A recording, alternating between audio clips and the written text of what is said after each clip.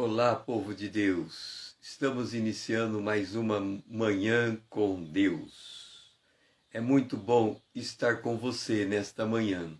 Vamos juntos nos colocar na presença de Deus de forma consciente, meditando no tabernáculo de Moisés, avançando cada uma de suas estações.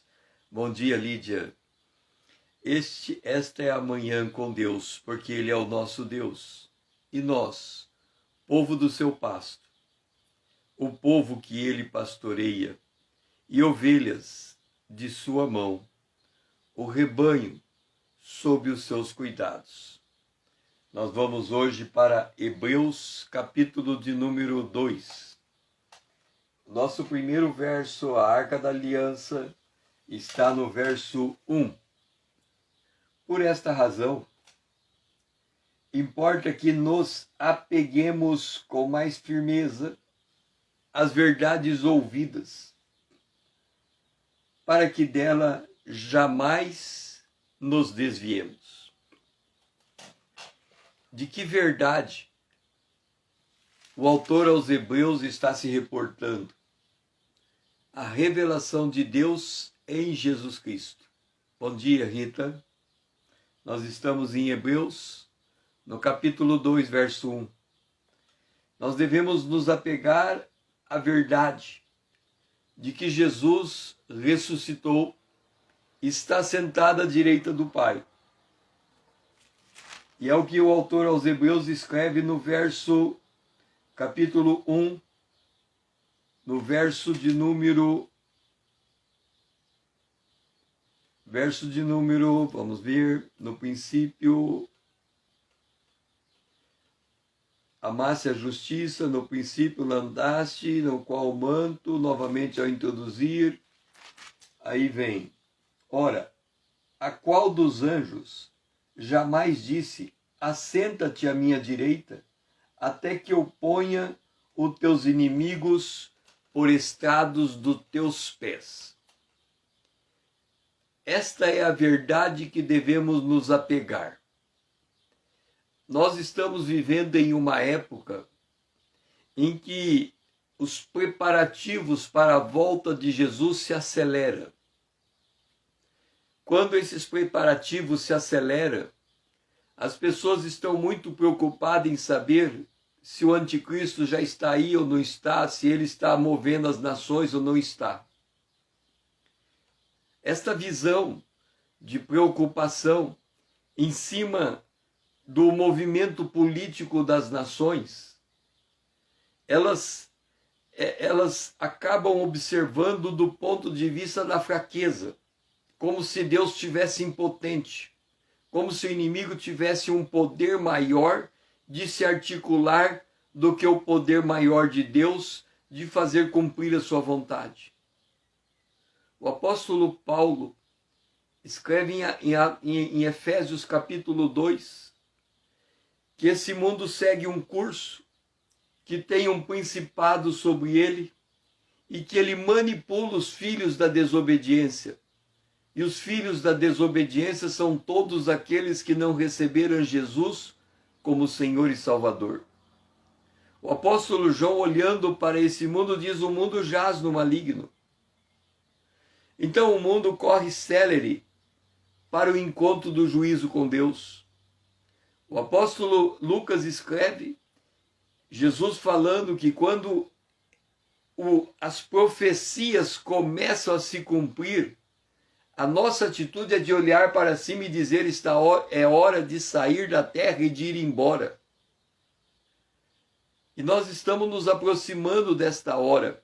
É por isso que ele diz assim: vamos nos apegar com mais firmeza nestas verdades. Qual é a verdade? A de que Jesus está sentado à direita do Pai até o dia que os seus inimigos estiverem debaixo dos seus pés. Aí Jesus vai se levantar e tomar posse do planeta Terra. Vai prender Satanás, vai prender o anticristo, vai prender o falso profeta, vai prender a besta e vai lançá-los no lago de fogo e vai colocar um fim às coisas como nós a conhecemos.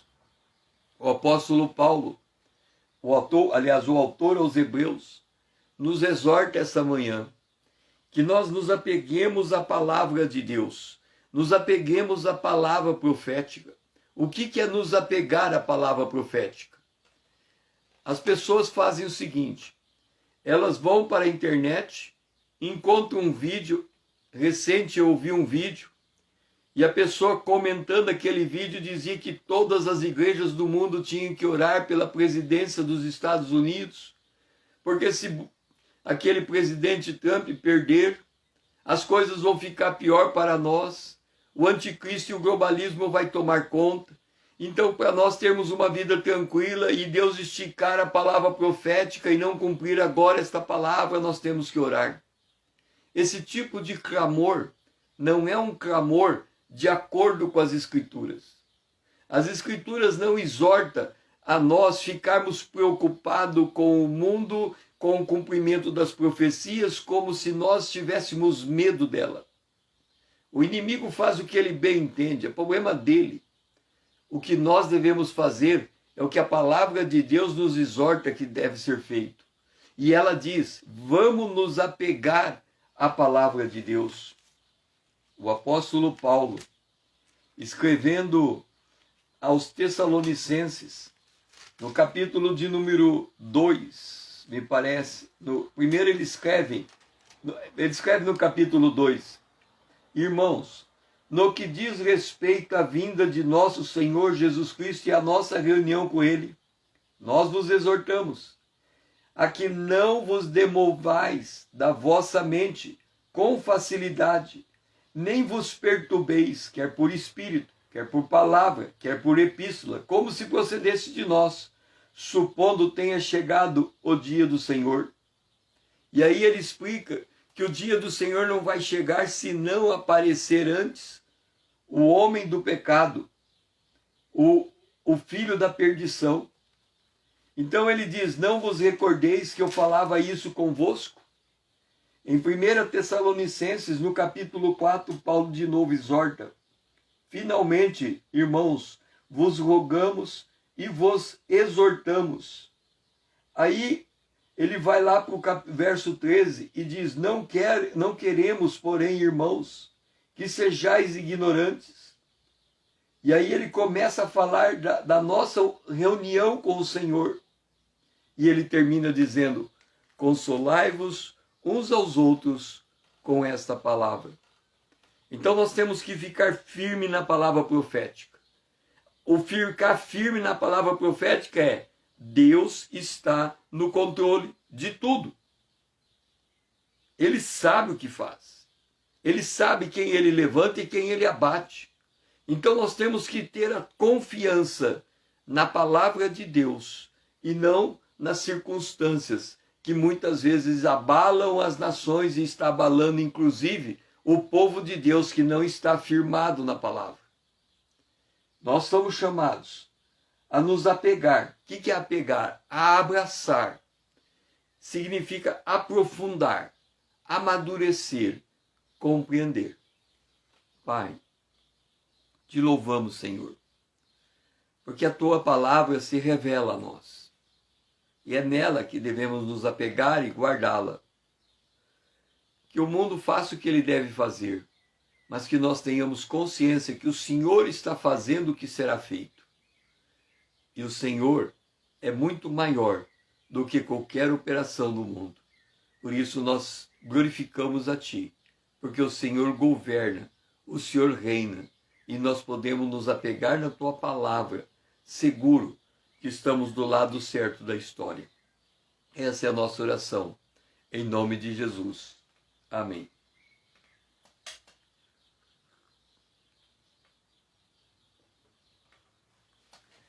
Vamos para o altar de ouro. O altar de ouro está em Hebreus capítulo 2, o versículo 6 e o versículo 7. Antes, alguém em certo lugar deu pleno testemunho dizendo, que é o homem que dele te lembres, ou o filho do homem que o visites. Fizeste um pouco menor do que os anjos, de glória e de honra o coroaste, e o constituíste sobre as obras das tuas mãos. Quando nós olhamos para esse texto, que é o homem para que dele te lembres, nós temos que entender uma coisa, e é muito importante nós entendermos isso. Quando nós olhamos para nós, eu, César, sou filho do meu pai e da minha mãe, por óbvio. Rita é filha do seu pai e da sua mãe, por óbvio. Lídia é filho do seu pai e da sua mãe, por óbvio. Mas o fato é que nós temos alguém acima de nós que nos gerou. E se nós avançarmos, recuarmos na história, nós vamos chegar em Adão, o primeiro homem criado. O primeiro homem criado gerou a sua descendência. Tudo o que aconteceu com ele reflete na sua descendência. Ele caiu. E porque Adão caiu, o pecado entrou no mundo.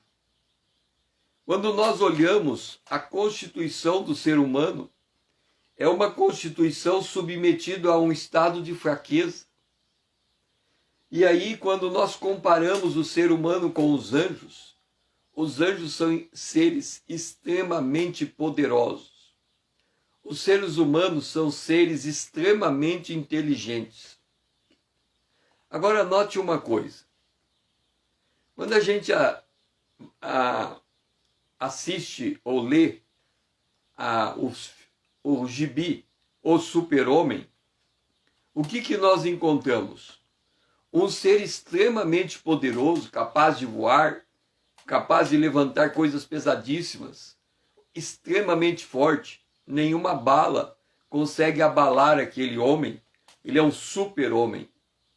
Mas aquele super-homem, ele tem uma criptonita que pode lhe tirar o poder. Por que aparece aquela criptonita para tirar o poder? A história seria sem graça se ele tivesse todo o poder e nada o abalasse. Quando Deus criou os anjos, quando Deus criou os homens, ele os criou para um propósito, mas ele não os criou como Deus. Então Deus os criou com a capacidade de decidir se vão se submeter ao senhorio divino ou se vão rejeitar esse senhorio. E quando Deus declara ao homem no Éden, não coma desse fruto, e se comer morre, ele está dando àquele homem a condição para viver no planeta Terra. A condição de viver debaixo da bênção de Deus, sob o senhorio de Deus. Mas esse homem caiu. Quando Jesus vem, ele se torna, e 1 Coríntios capítulo 15 fala disso, o segundo homem, o segundo representante legal. Assim como Adão caiu e trouxe a morte, assim Jesus morreu, recebendo o pecado da humanidade, e ao ressuscitar ele traz a vida. Então quem está em Cristo está vivo, está em vida. Por isso que os anjos olham para os seres humanos, feito a imagem e semelhança de Deus, e que depois caem. E ele diz assim: quem é esse ser desprezível que Deus um dia vai se lembrar dele? Esse ser desprezível que um dia Deus vai se lembrar dele é o Deus que enviou o seu próprio Filho para se fazer homem. E quando Jesus se fez homem, ele se tornou um modelo para nós de como devemos ser homens e mulheres andando com Deus. É olhando para Jesus que nós encontramos a expressão da glória de Deus, porque está aqui: um pouco menor fizeste do que os anjos. Imagina o estado de humilhação que Jesus foi submetido. Ele estava na glória, ele cria os anjos, ele cria o ser humano. Mas agora ele se deixa se fazer homem, se colocando menor do que os anjos. De certo, quando os anjos olharam, porque nós temos que entender uma coisa. A gente sabe que Deus sabe todas as coisas. Nós sabemos que Deus é onisciente. Ele conhece o passado, o presente e o futuro. Mas os anjos não. Os anjos não foram criados sabendo todas as coisas. A diferença do anjo para com o homem é que eles, desde que foram criados, permanecem vivos até hoje. Se o mundo tem 13,5 bilhões de anos, os anjos têm 13 bilhões de anos, porque eles foram criados também. E ao longo desses 13 bilhões de anos, os anjos estão aprendendo. Então, o conhecimento dos anjos a respeito do universo e do ser humano vem da observação desses bilhões de anos e desde a criação do homem, desses 6.000 anos de história. Por outro lado, quando eles olham para Jesus nascendo na manjedoura, os anjos, eles não entendem aquilo. A Bíblia diz que os anjos queriam pregar o evangelho, mas eles não conseguem entender uma experiência de conversão porque nunca passaram pelo processo de queda. Os anjos que não caíram. Então, quando o homem é criado, ele, comparado aos anjos, é um ser absolutamente insignificante. Eu creio que Deus governa o universo mediante os anjos. O que significa isso? Eu creio que cada átomo, sabe, o átomo, cada átomo tem o próton, tem o nêutron, e eles se movimentam. Estudo feito sobre o átomo, o próton, eles dizem, seja bem-vinda, Aline, nós estamos em Hebreus capítulo 2. Os estudos feitos sobre o átomo, o próton, o nêutron, a maneira como eles se comportam, eles fazem certos movimentos imprevisíveis. Eu creio que dentro de cada átomo do planeta, do mundo, do universo, tem um anjo controlando o movimento do átomo. Então, em cada ponto da criação de Deus, tem bilhões e bilhões de anjos assistindo o governo do universo, quer dizer, cooperando com o governo. A Bíblia diz que os anjos são espíritos, aqui está, ó, não são todos eles espíritos ministradores, enviados para serviço a favor daqueles que hão de herdar a salvação? Então os anjos são seres extremamente poderosos. E os homens inferiores, todavia, aprove a Deus pegar esse ser inferior e o exaltar e dar um nome que é sobre todo nome. E ele tem agora o domínio do universo. Deus governa o universo. E é nesta verdade que nós temos que nos apegar. Deus não só domina o universo, como ele pega o homem na sua queda, o redime e o coloca em uma posição de honra, que o homem está acima dos anjos. Senhor, nós oramos agora ao Pai, porque primeiro nós devemos nos apegar à verdade, que o Senhor governa o universo. Agora devemos nos apegar também a essa verdade, que o Senhor nos pegou caído, o Senhor nos redimiu e o Senhor colocou-nos num lugar de glória. Essa é a nossa posição atual, Senhor.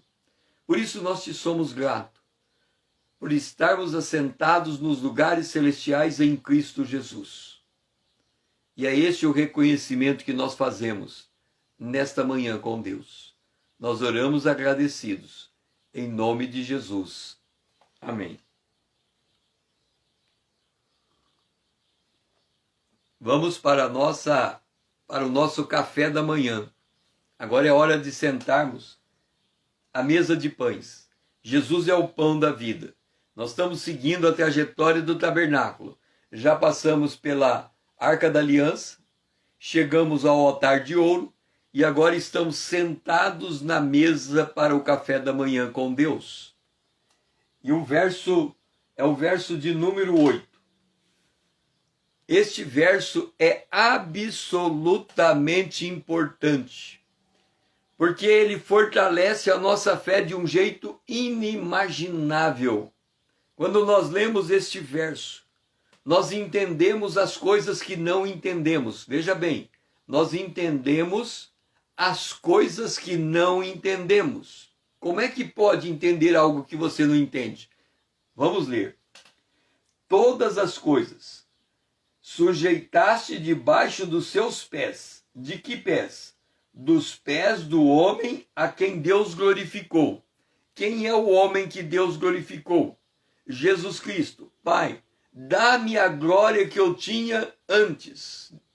E quando ele ressuscitou e assentou à direita do Pai, ele retomou a sua glória e lhe foi dado um nome que é sobre todo nome. Então esse verso ele fala de Jesus, o nosso cabeça, e nós estamos com ele como corpo. E aí o texto continua. Ora, desde que lhe sujeitou todas as coisas, ainda nada deixou fora do seu domínio. Agora, porém, não vemos todas as coisas a ele sujeitas. Deixa eu explicar uma coisa para vocês. Nós vamos ter eleição municipal. Nós vamos votar em um candidato. Eu creio que, se votarmos em um prefeito honesto, ele tem condição de de agir como um homem honesto, como um homem firme de propósito. Se nós votarmos em um governador, eu creio que ainda no nível de governador ele tem certa liberdade.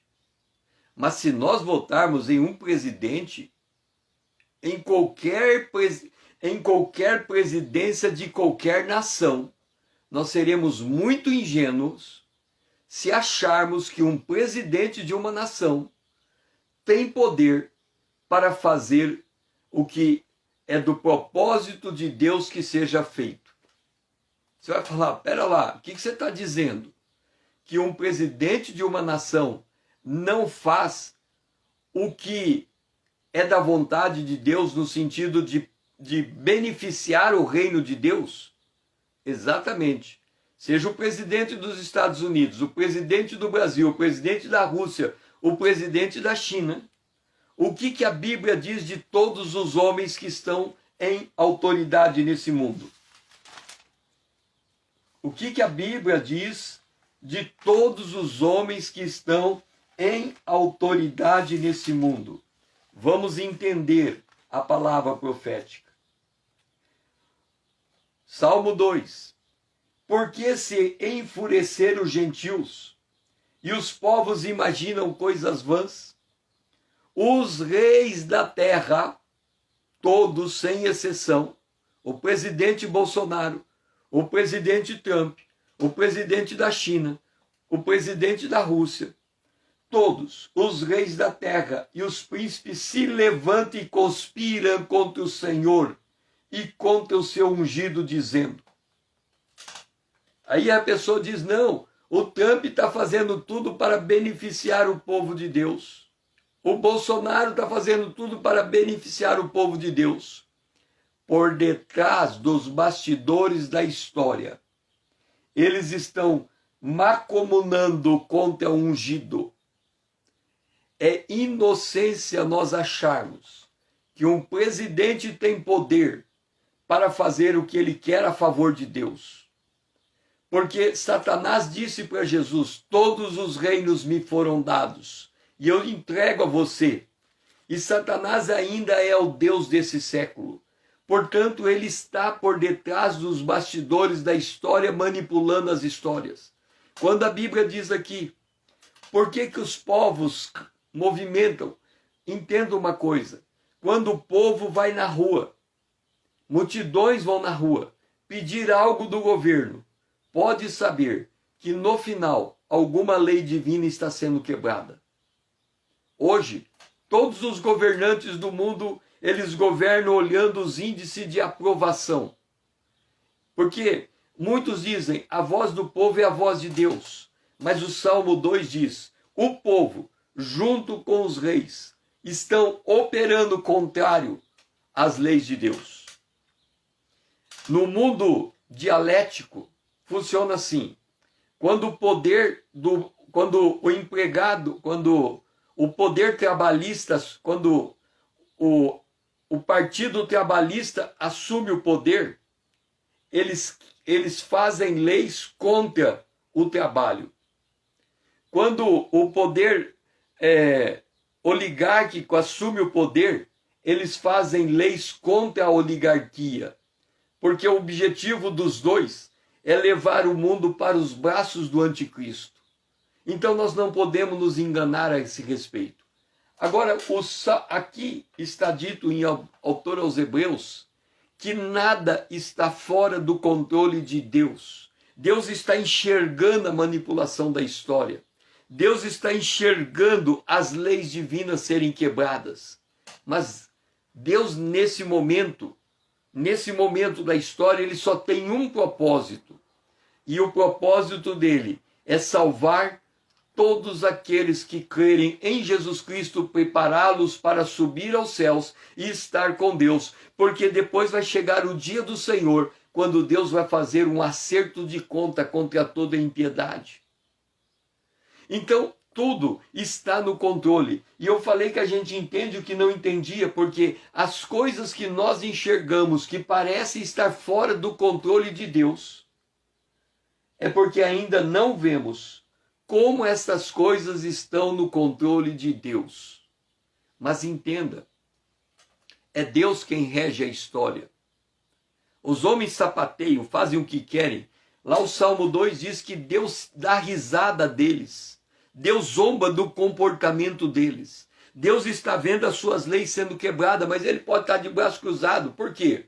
Deus não precisa fazer nada em relação à sua própria lei. Porque ele diz, o salário do pecado é a morte, então a morte já está acontecendo. Se ele cruzar o braço, todos os homens vão nascer, crescer e morrer e ir para o inferno. Ele não tem que fazer nada. A palavra de Deus já está cumprida. Ele só observa.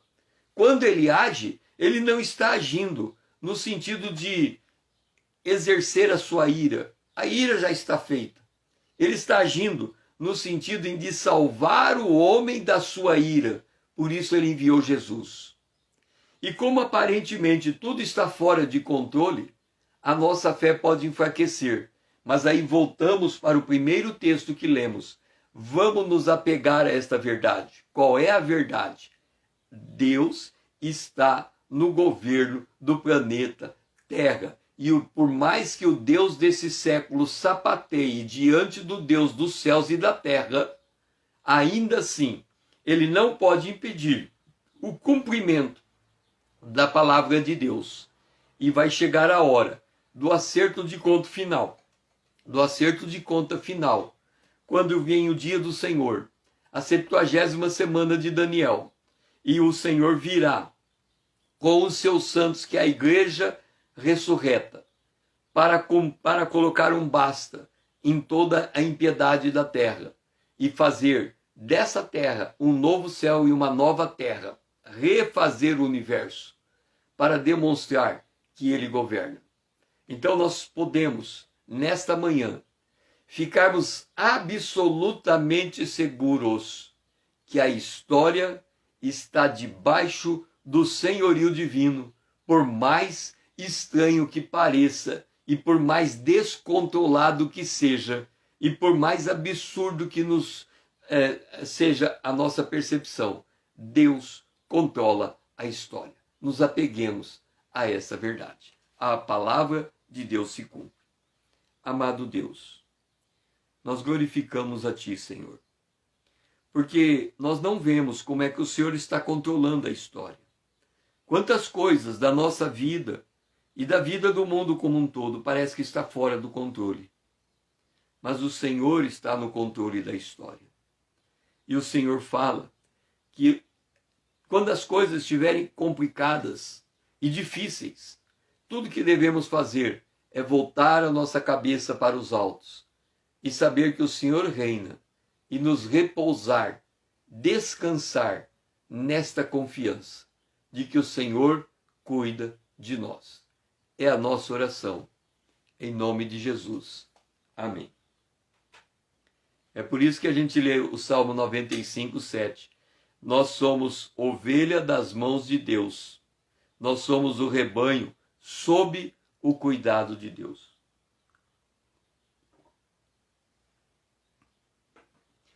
Agora, vamos lançar mais luz sobre isso que estamos falando. Nós vamos para o verso de número 4 de Hebreus capítulo 2. Diz assim: dando Deus testemunho, juntamente com eles, por sinais, prodígios e vários milagres, e por distribuição do Espírito Santo segundo a sua vontade. Veja que coisa maravilhosa. Deus, o Pai, o Deus eterno, que pegou o seu Filho na terra e o colocou sentado à direita dele, aqui. Olhando para o... Vamos tentar explicar o que está acontecendo aqui na carta aos Hebreus. O que o autor está dizendo, e aí vai bater um pouco na nossa cabeça, a gente vai ficar meio tantando, a gente não vai entender.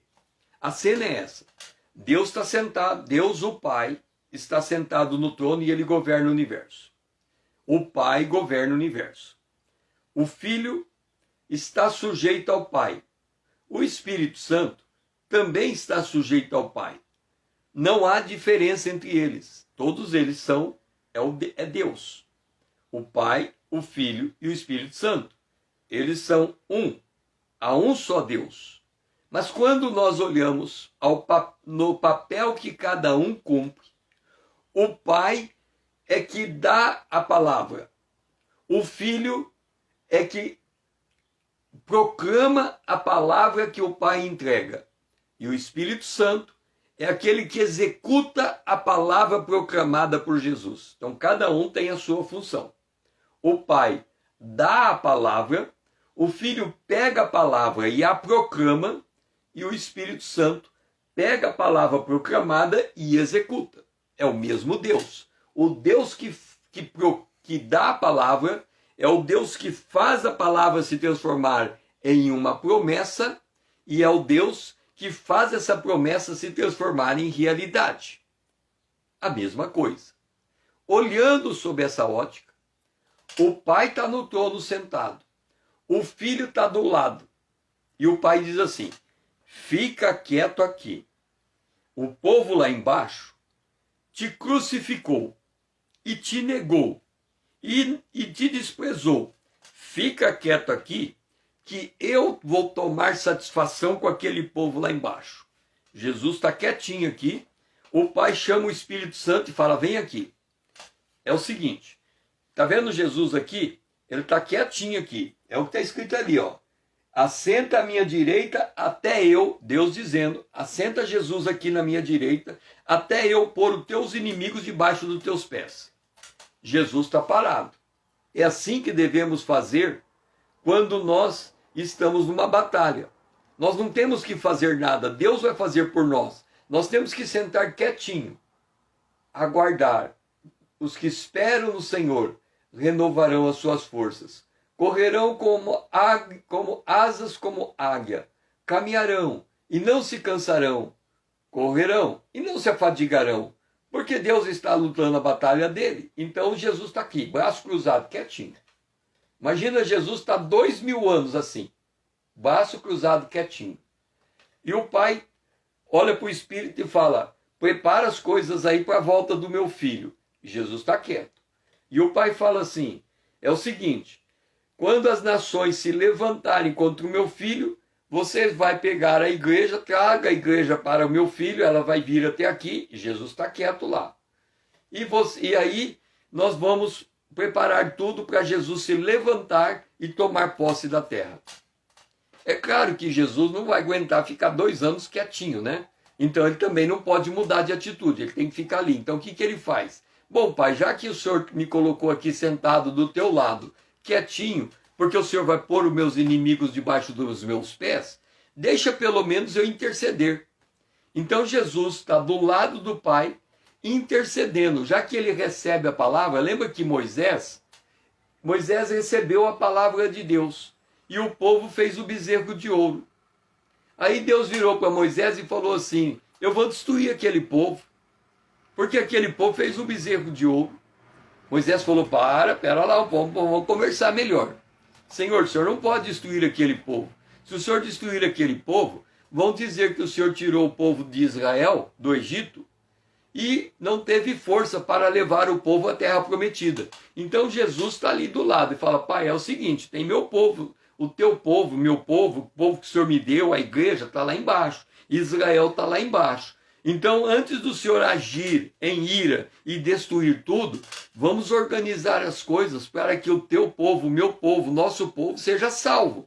Então Jesus fica ali meio como Moisés. Ele está recebendo a lei de Deus, a palavra de Deus para transmitir, mas como o povo de Deus não consegue ter firmeza nas verdades ouvidas, Jesus fica no meio de campo, intermediando, intercedendo. E o Espírito Santo, que também está aqui embaixo, que está no mesmo Espírito, que conhece o coração de Deus e sabe que Deus não quer a morte do ímpio, então ele também fica intercedendo. Então nós temos o Espírito Santo. Veja só como o ser humano é complicado. Olha o tamanho do homem, da complicação que somos nós. Deus o Pai está em cima no céu, no seu trono. Deus o Filho está sentado à direita dele no seu trono. O Deus Espírito Santo está dentro de nós. O Espírito Santo, que é Deus, que está dentro de nós, tem que interceder por nós. O Filho que está sentado à direita de Deus tem que interceder por nós. Nós temos que, considerando a divindade nas suas pessoas, 2/3 da pessoa divina está intercedendo e 1/3 da pessoa divina está ali no entremeio, ouvindo a intercessão e ajustando as coisas. Nós somos tão complicados que precisamos de Deus dentro de nós intercedendo e Deus sobre nós intercedendo para colocar a gente no prumo. É por isso que nós somos isso, bichinho de Jacó. Somos seres tão complicados diante de Deus que Deus tem que fazer o traquejo para nos moldar. É por isso que é tão importante nós estarmos expostos à palavra de Deus, para que ela entre e encarne em nossa vida, para que nós não nos apeguemos a esta palavra, para que nós, como diz o verso 4, entendermos o testemunho de Deus. Deus está na terra fazendo milagres, sinais e prodígios e distribuindo o Espírito Santo como prova de que Jesus está no controle da história. A presença do Espírito Santo em nós é a prova que Deus está no controle da história. Entenda, nós temos o Espírito Santo que foi distribuído porque Deus deu testemunho. E qual é o testemunho que Deus está dando? Que o Filho do Homem foi exaltado. Então, quando você titubear que as coisas estão fora do controle, pare e reflita. Pera lá, quem eu sou? Filho de Deus, filha de Deus. Quem está dentro de mim? O Espírito de Deus. Quem é maior? Aquele que está dentro de mim e não aquele que está fora. Quem que está no controle da história? Aquele que está dentro de mim. Então o que eu tenho que fazer? Descansar. Descansar. Pai, ensina-nos a descansar no teu governo. Ensina-nos a entender que a presença do teu Espírito nos dá esse descanso. Porque é a certeza que o Senhor está no controle da história. A presença do teu Espírito em nós é o teu testemunho de que Jesus está sentado à tua direita e que o Senhor vai colocar os inimigos nos pés de Jesus, debaixo dos nossos pés. Que nós possamos, Senhor, tomar esse dia como um dia de descanso. Um dia em que nós vamos desenvolver a nossa fé, que o Senhor está no comando. É a nossa oração, em nome de Jesus. Amém.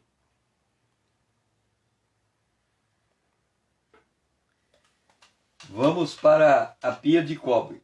Estamos saindo do Santo dos Santos e a pia de cobre está no verso 10. Porque convinha que aquele por cuja causa e por quem todas as coisas existem, conduzindo muitos filhos à glória, aperfeiçoasse por meio dos sofrimentos o autor da salvação deles. Deixe-me dizer uma coisa. Se a gente tivesse um termômetro para medir a nossa febre, a gente hoje, por causa da pandemia, quando a gente entra em um local, tem um termômetro medindo para saber se estamos com febre. A maioria das pessoas que entram não tem febre, está na temperatura normal. Ok? O que seria para nós a temperatura normal, espiritualmente falando? O reino de Deus não consiste em bebida, nem em comida, mas em justiça, paz e alegria no Espírito Santo. Então, nosso estado normal, espiritualmente falando, é justiça, paz e alegria. No entanto, se nós pudéssemos pôr um termômetro para medir o nosso estado de espírito, nós estamos abatidos, tristes e cansados. Nós estamos no meio de uma tribulação e a gente não tem descanso. Agora entenda uma coisa. Aqui está dizendo que convém para aquele que tem todas as coisas que passe pela tribulação. A tribulação, a luta, é um caminho necessário para o nosso aperfeiçoamento e amadurecimento. Imagine você o seguinte: você está desempregado, está procurando um emprego. E aí você chega numa empresa pensando assim: como eu estou desempregado, o que me oferecerem eu estou aceitando. Aí você chega numa empresa, mas você é capaz de ocupar qualquer cargo naquela empresa. Pode ser gerente, pode ser vendedor, qualquer cargo. Mas você está precisando de dinheiro. Então, você não vai escolher o cargo, você vai chegar na empresa e pedir o emprego. Aí você chega na empresa e fala assim: olha, é o seguinte, estou desempregado. Será que você não tem um emprego? Olha, se você tiver um emprego de porteiro da empresa, de servente, para ficar limpando a empresa, para mim já está bom. Salário mínimo, olha, eu já estou feliz, porque eu já faz um ano que eu estou pedindo emprego, não tem emprego. Então, se você me der um emprego aí, sei lá, de assistente de alguma coisa, sabe, um emprego que ninguém vai querer, de limpar banheiro na empresa, eu estou disposto. Desde que você me pague um salário, eu já estou feliz. Porque se você me pagar um salário, eu tenho INSS, eu tenho essas coisinhas, você me dá qualquer coisa. Aí o chefe do RH, que está entrevistando você, fica comovido com você e fala assim: olha, emprego tá difícil, não tem. Mas eu fiquei tão comovido com a sua história que eu vou fazer o seguinte: o chefe está ali, ó, o dono da empresa está ali naquela sala, vamos até lá, vamos conversar com ele, quem sabe ele não acha um carguinho para você aí. Aí entra o cara do RH com você na sala do dono da empresa, você senta. Aí o cara do RH fala assim, olha, esse cara aqui está desempregado, faz um ano que está procurando emprego, todos os nossos cargos estão preenchidos, não tem mais o que fazer. E a gente gostaria de saber se você não acha alguma coisinha que ele possa fazer aí. Ele está disposto até a limpar banheiro, mas a gente contratou uma empresa para limpar banheiro, de repente a gente quebra aquele contrato, tira essa empresa e dá o contrato para ele limpar, para ele cuidar da jardinagem. Aí, para surpresa do gerente de RH, o dono da empresa diz, rapaz, mas que bom que você entrou aqui. Como assim que bom? O que está acontecendo? Deixa eu contar. Aí o dono da empresa conta. Eu estou aqui. Essa empresa que eu criei faz 30 anos que eu sou dono dessa empresa. Todo dia eu saio da minha casa, eu venho aqui, eu sou o dono da empresa, então eu gerencio tudo. Mas você sabe que eu estou cansado, 30 anos trabalhando nessa empresa aqui, gerenciando. E eu pensei comigo, o primeiro que entrar aqui vai ocupar o meu lugar.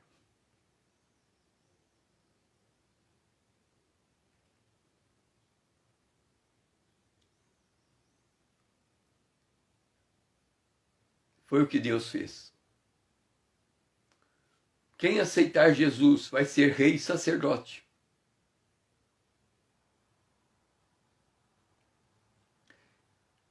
Aquele gerente do RH é como os anjos. Imagina a surpresa. Como? Esse ser desprezível, o senhor está dizendo que vai reger o universo? Isso mesmo. O homem é a minha imagem, minha semelhança. Ele vai reger o universo. E aí, quando você... Como é que é? Eu não vou limpar banheiro, não. Você vai sentar aqui e vai comandar a empresa. Como? Eu nunca comandei nada na minha vida. Não, mas você vai comandar a empresa inteira. Ok, mas como que vai ser isso? Eu vou te dar um treinamento. Vai ser um pouco difícil, vai passar por alguma tribulação, porque não é fácil ocupar o meu lugar. Mas você tem que ser preparado, treinado. Você tem que entrar em disciplina. Você vai ter que chegar antes dos empregados, sair depois deles. Você vai ter que estudar finança, isso, aquilo outro. Então, depois que você sair do expediente, você vai ter que ficar na tua casa estudando para recuperar o tempo perdido. Então, isso que está dizendo, que nós estamos passando por tribulação para sermos aperfeiçoados, para ocuparmos o nosso lugar. Seja bem-vinda, Vanessa. O que Deus está dizendo aqui é que a nossa ligeira tribulação não é nada comparada com o peso de glória que está por vir. Nós não sabemos em que posição o Senhor vai nos colocar na regência do universo, mas Ele está usando a nossa tribulação aqui e agora para nos capacitar, para nos aperfeiçoar. Ele fez isso com Jesus e Jesus foi obediente até a morte, e morte de cruz, e Ele foi exaltado. É por isso que Jesus disse, no mundo vocês terão tribulações, tende bom ânimo, eu venci. A prova vem para sermos aprovados. E depois de tempo em tempo Deus nos dá lugar de descanso. E depois Ele nos submete a uma nova prova. Porque Ele está nos preparando para sermos reis e sacerdotes. E para isso nós precisamos estarmos habilitados. É por isso que nós não podemos nos afadigar diante da prova. É por isso que nós temos que abraçar essa palavra da verdade, para que ela fique entranhada dentro de nós, para que a gente não se demova do nosso lugar, enquanto Deus está ajeitando todas as coisas. Esta é a palavra dos Hebreus. Nós não vemos como Deus está no controle de tudo, mas Ele está no absoluto controle da nossa vida. E Ele está usando a tribulação para nos aperfeiçoar. Nós não devemos esmorecer, entristecer, nos abater, mas devemos levantar a nossa cabeça e olhar para o alto, sabendo que a nossa redenção está próxima e que o Senhor nos dá livramento, nos dá escape, nos dá vitória. Amado Deus, nós estamos diante da tua presença, Senhor. E convém que passemos por muitas tribulações, porque elas têm o propósito de nos aperfeiçoar, de nos moldar na imagem de Cristo, de nos preparar para reinarmos e exercermos o sacerdócio. O sacerdócio significa que no meio da tribulação devemos desenvolver a compaixão. O reinado significa que no meio da tribulação não podemos nos demover da nossa posição. E quando fazemos isso, Senhor, o Senhor tira do livramento para nos dar uma vitória e nos colocar numa posição segura. Por isso, ó Pai, nos dá a visão nessa manhã de que o Senhor está no controle da nossa vida e está preparando todas as coisas para o teu propósito. Nós oramos em nome de Jesus. Amém.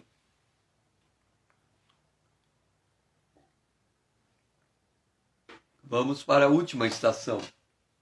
O altar de cobre. Isso está no verso 3. Como escaparemos nós, se negligenciarmos tão grande salvação, a qual, tendo sido anunciada inicialmente pelo Senhor, foi-nos depois confirmado pelos que a ouviram? Como vamos escapar se nós negligenciarmos esta tão grande salvação? Lembra que nós já estamos salvos no nosso espírito, que nós estamos sendo salvos na nossa alma e que nós seremos salvos no nosso corpo? O nosso espírito já está pronto. Quando o arrebatamento chegar, ele vai subir e o corpo é glorificado. Então o corpo será glorificado e o espírito. Mas a nossa alma é o problema. Porque a nossa alma, desde o dia que nós nascemos, aprendeu a viver de acordo com o corpo. Por isso que a nossa alma reclama tanto. Porque quando o corpo sente o cansaço, a nossa alma se cansa igual ao corpo. Porque quando o corpo sente a fome, a nossa alma sente a fome igual ao corpo. A nossa alma, depois de caída, ela se tornou escrava do corpo. Por isso que a carne domina. Por isso que os homens tendem para o pecado. Por isso que eles tendem para a prostituição. Por isso que eles tendem para a idolatria. Por isso que eles tendem para a inimizade. O estado natural da alma é o da inimizade, é o da rixa. Então o que acontece no dia a dia? A pessoa está submetida a um relacionamento e ao invés dela pegar ou extrair o positivo, o bom, o agradável, porque Deus viu que tudo era muito bom, e em vez dela olhar como Deus olha e enxergar tudo muito bom, ela enxerga tudo com defeito, tudo está errado. Tudo está fora dos conformes, tudo está fora do controle. E ela se faz na posição de Deus. Ela reclama, por que a coisa não é desse jeito? Por que a coisa não é daquele jeito? Por que a coisa... Então ela quer trazer tudo no controle. E quando a alma quer trazer tudo debaixo do seu controle, ela impõe, ela oprime, ela obriga, ela destrata, ela prejudica. Porque ela não faz com graça, ela não faz com misericórdia, ela não faz com bondade. A alma sem Deus é igualzinho um corpo espinho, abraça e espinha. Ele não consegue fazer algo sem atrapalhar. Esta é a alma, é a condição da alma. Ela precisa mudar o seu procedimento. E como é que a alma muda o seu procedimento? Primeiro, renovando a sua mente. Deixa eu te explicar. Nós temos os nossos pensamentos, ok? Os nossos pensamentos, eles funcionam de duas formas. Os pensamentos dispersivos e os pensamentos conscientes. Quais são os pensamentos dispersivos? Tipo assim, tudo que você olha, você pensa. Você sai lá fora, o calor bate em você, você fala, que calor! Como que pode esse calor? Aí você entra num ambiente refrigerado. Que bom! Ambiente refrigerado. O que é isso? A alma atrelada no corpo. A alma sai lá fora, é sol, reclama. Entra no ar-condicionado, é legal. O que é isso? É a alma atrelada no corpo. Qual é a atitude do espírito? Ele vai para o sol e diz: glória a Deus, Deus criou o sol. Ele disse para Noé que enquanto a terra existir, haverá calor e haverá frio. Eu estou sentindo calor, a palavra de Deus está se cumprindo. Deus é fiel, que alegria. Esse calor está incomodando o meu corpo, mas não o meu espírito. O meu espírito sabe que é necessário esse calor, é necessário eu passar por esse ambiente quente. O meu espírito sabe que esse desconforto é necessário para que eu entenda que Deus criou o calor. Mas quando eu entro no ar-condicionado, mudou o ambiente. Eu estou com frio, eu preciso de um casaco agora, mas eu estou feliz porque a palavra de Deus está cumprindo nesse ambiente frio, porque Deus disse também que mandaria o inverno. Então eu vou reclamar como? Se eu for para o calor, Deus disse a Noé: eu vou mandar calor na terra. Se eu for para o frio, Deus disse a Noé: eu vou mandar o frio na terra. Então, se eu for para o calor, Deus é fiel por ter mandado o calor. Se eu for para o frio, Deus é fiel para ter mandado o frio. E se eu fico trocando de ambiente, eu consigo rapidamente perceber que Deus tem tanto o calor no seu domínio, como tem o frio no seu domínio. E aí a minha alma muda a maneira de pensar. Ao invés dela reclamar do calor e reclamar do frio, ela se lembra da palavra de Deus e fortalece a sua fé. E aí vem: como escaparemos nós se não agirmos desse jeito? Se não pensarmos desse jeito? E é por isso que a Bíblia diz que o homem escorrega na sua palavra. As palavras ociosas, Jesus disse: o homem dará conta de toda palavra ociosa que sai da sua boca. O salmista diz: Senhor, coloca um guarda na minha boca. Então nós temos que pedir para Deus colocar uma trave na nossa boca. E não negligenciar a salvação significa, antes de eu examinar uma circunstância e reclamar dela, eu vou me lembrar que Deus tem o controle daquela circunstância. E que cabe a mim buscar entender. Se eu não entender, descansar, confiando que Deus sabe o que Ele está fazendo quando eu não entendo o que está acontecendo. Entenda uma coisa, grave muito bem isso. Na vida, nós não somos obrigados a entender todas as coisas. De novo, na vida, nós não somos obrigados a entender todas as coisas. Tanto é que aqui diz: nós ainda não vemos como as coisas estão sujeitas a Deus. Então não somos obrigados a entender como é que Deus controla todas as coisas, governa sobre todas as coisas. Mas nós somos obrigados a confiar sempre em Deus. Quando é que a gente perde o controle? É quando a gente não confia em Deus e quer controlar as coisas que estão fora de controle para nós. Mas quando as coisas estão dentro do nosso controle, nós estamos alegres porque vemos o controle de Deus sobre a nossa vida. Mas quando as coisas estão fora do controle, nós estamos confiantes que Deus está cuidando dessas coisas para o nosso bem. A palavra do dia: não negligencie a palavra de Deus. Não negligencie a palavra de Deus. Qual é a palavra de Deus? Deus está no comando de tudo. E que aquilo que não parece estar no comando é porque a gente não entende dessas coisas. Mas Deus está controlando, inclusive, estas coisas que a gente não entende. E nós servimos a esse Deus, nós somos filhos dele.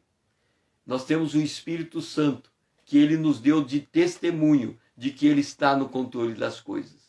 Então que esse seja um dia de descanso. Hoje não é domingo, hoje é sexta. Mas que esta sexta seja uma sexta para descansarmos em Deus. Não se atormente com aquilo que está fora do teu controle. Descanse em Deus. Que o Senhor seja louvado. A próxima Manhã com Deus, se Deus assim nos permitir, segunda-feira, às 5 horas da manhã em ponto. Que o Senhor possa nos abençoar nesse fim de semana e que a gente aprenda a descansar em Deus. Que o Senhor nos abençoe.